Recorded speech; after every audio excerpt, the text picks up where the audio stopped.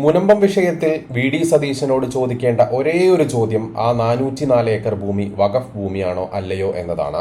അത് വഖഫ് ഭൂമി അല്ല എന്നായിരുന്നു മുൻപ് പലതവണ മുനമ്പം സന്ദർശിച്ചപ്പോഴും പ്രതിപക്ഷ നേതാവായിരുന്ന അദ്ദേഹം ആവർത്തിച്ച് പ്രസ്താവിച്ചത്.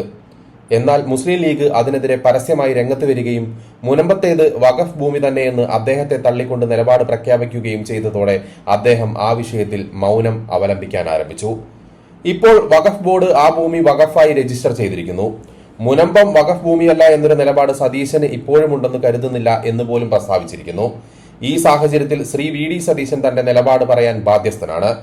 അദ്ദേഹം തന്റെ മുൻ നിലപാടിൽ ഉറച്ചു നിൽക്കുന്നുണ്ടോ, അതോ വഖഫ് ബോർഡ് ചെയർമാൻ ആരോപിച്ചതുപോലെ അദ്ദേഹത്തിന് നിലപാട് മാറ്റം ഉണ്ടായിട്ടുണ്ടോ? ദൗർഭാഗ്യവശാൽ ഈയൊരു പ്രധാന ചോദ്യം അദ്ദേഹത്തോട് നേരിട്ട് ചോദിക്കാൻ ഒരു മലയാള മാധ്യമവും ഇതുവരെ തയ്യാറായിട്ടില്ല.